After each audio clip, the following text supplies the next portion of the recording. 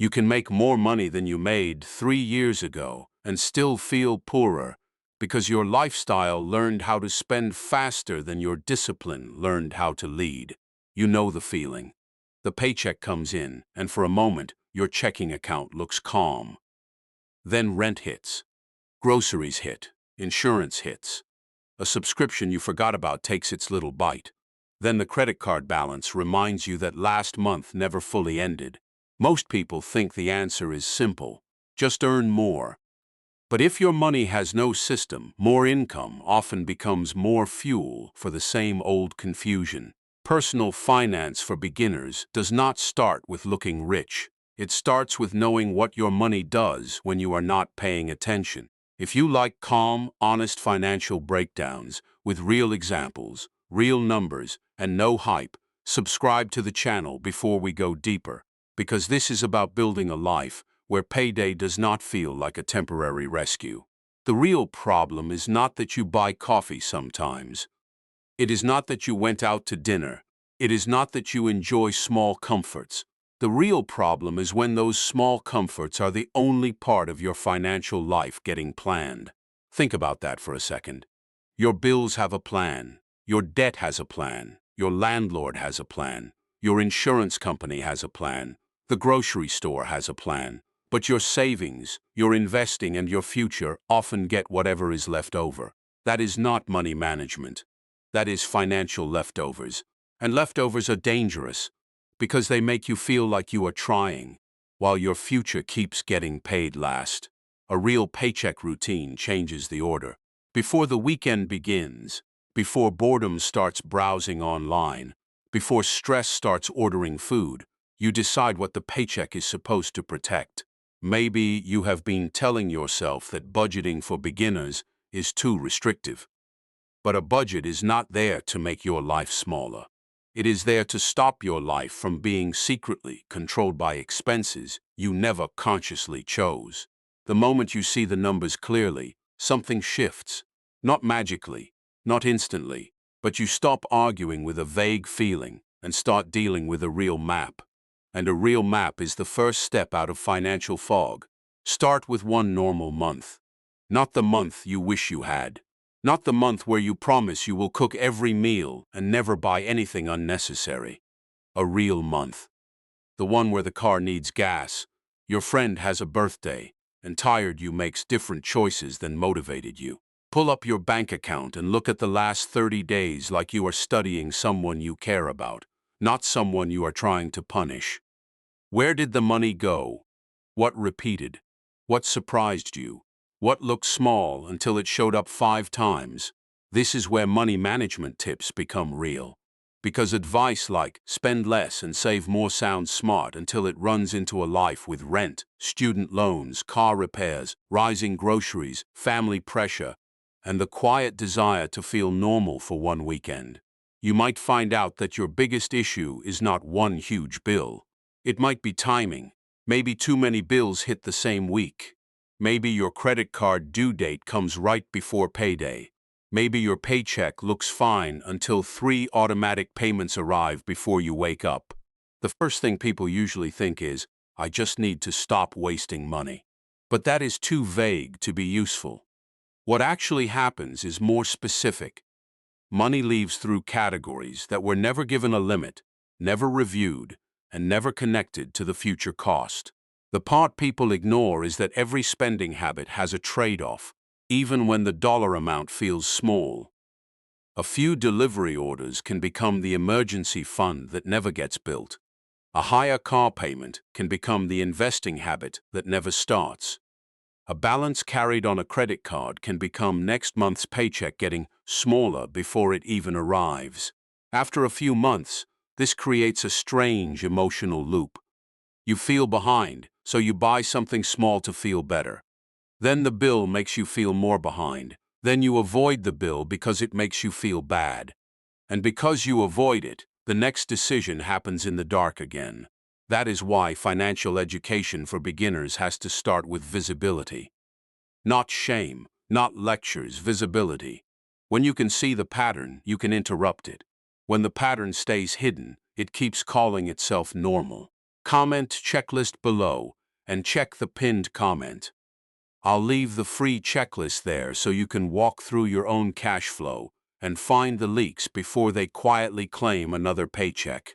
Now let's talk about the traps that keep people stuck, even when they are honestly trying.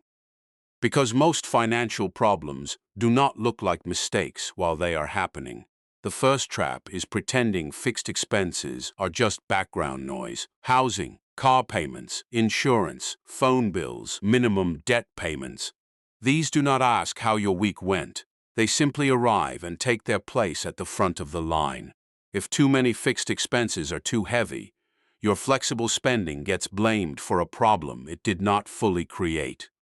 You start feeling guilty over a $15 lunch, while a $700 car payment quietly decides the shape of your entire month.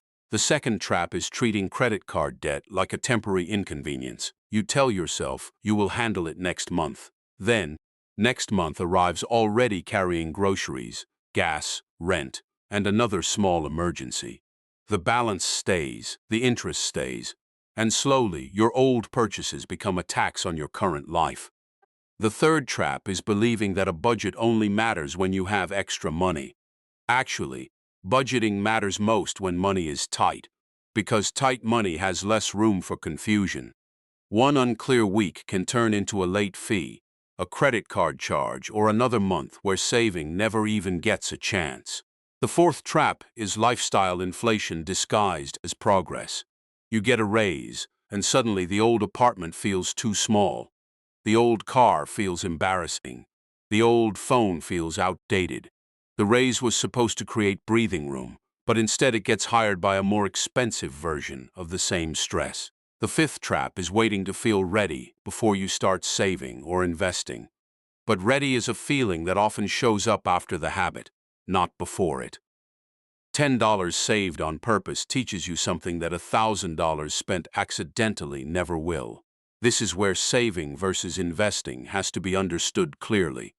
Savings is the wall between you and the next emergency. Investing is the bridge between your paycheck today and your options years from now. If you skip the wall, you may have to sell the bridge every time life gets messy. Here is the psychological trap. When you feel behind, your brain wants comfort now because the future feels too far away to care about.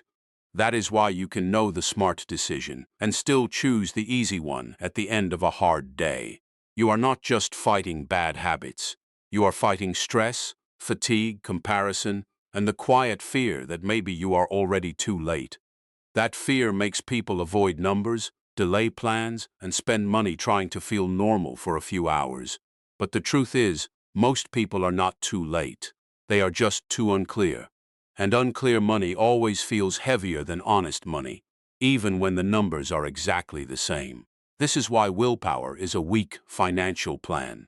Willpower depends on how you feel. A system works even when you are tired, irritated, distracted, or already halfway into an excuse. You need fewer money decisions happening in emotional moments. Decide the grocery limit before you are hungry. Decide the fun money before Friday night. Decide the savings transfer before the paycheck feels available. Decide the debt payment before you convince yourself that this month is different. The goal is not to remove every pleasure from your life. That never lasts. The goal is to stop letting unplanned pleasures steal from planned peace. Think of your financial life like a small apartment with too many open doors. Every open door lets something walk out. A forgotten subscription, a random purchase, a late fee, a balance with interest, a weekend that cost more than you admitted. A budget closes the doors on purpose. It does not make the apartment bigger overnight, but it stops the wind from blowing through every room while you wonder why you cannot stay warm. Your emergency fund is not just money. It is emotional distance. It gives you a few inches between a problem and a panic decision. Without that distance, every surprise bill starts negotiating with your credit card. Investing is different. Investing is the quiet worker in the corner that does not need your attention every day. It does not care about your mood. It does not clap for you. It simply needs consistency, Time, low fees, and the patience not to interrupt it every time the market looks ugly. Quiet wealth is built in the space between what you could spend and what you choose not to spend. That space may look boring to other people, but it is where your future finally gets a seat at the table. Comments start below if you want a simple checklist to organize your next paycheck. I'll put it in the pinned comment, along with the private community details for deeper money breakdowns without hype. The first practical step is to name your money before it arrives, not after it disappears. Before payday, write down the first 5 places your paycheck must go: housing, food, transportation, debt, and savings. The second practical step is to split your spending into 3 buckets: fixed, flexible, and emotional. Fixed expenses are the bills that show up no matter how you feel. Flexible expenses can move. Emotional expenses are the ones that usually happen when you are tired, stressed, or trying to escape the week. The third step is to put a limit on the flexible bucket before the month begins. Groceries, eating out, coffee, gas, small shopping, entertainment. Do not wait until the money is gone to decide whether you spent too much. Give the category a number while your head is clear. The fourth step is to build a small emergency fund before chasing a perfect investing plan. Even $500 can stop a normal problem from becoming new debt. The point is not to feel rich. The point is to stop every inconvenience from turning into a credit card balance. The fifth step is to make debt repayment boring and repeatable. Choose the card or loan you are attacking first. Pay the minimums on the rest, and put extra money toward one target. A plan you can repeat for 12 months beats a dramatic plan you quit after 12 days. The sixth step is to start investing simply when your basic foundation is stable. You do not need to pick the perfect stock. You do not need to understand every market headline. For many beginners, a low-cost index fund and an automatic monthly transfer are enough to begin building quiet wealth without turning investing into another source of anxiety. The big reveal is this: your financial life usually changes when you stop waiting for confidence and start building evidence. Every paid bill, every planned paycheck, every small transfer, every avoided impulse purchase gives you proof that you are not as powerless as you felt. The paycheck is not the plan. The plan is what tells the paycheck who it belongs to. So look at your own money honestly. Which expense keeps pretending to be small? Which bill controls more of your month than you want to admit? Which habit is stealing from the version of you that keeps saying, "One day I'll get serious"? Comment checklist below and check the pinned comment. I'll leave the free checklist there, along with the community details, so you can organize your next paycheck without trying to become perfect overnight. The goal is not to hate spending money. The goal is to stop letting unplanned spending quietly choose your future before you do.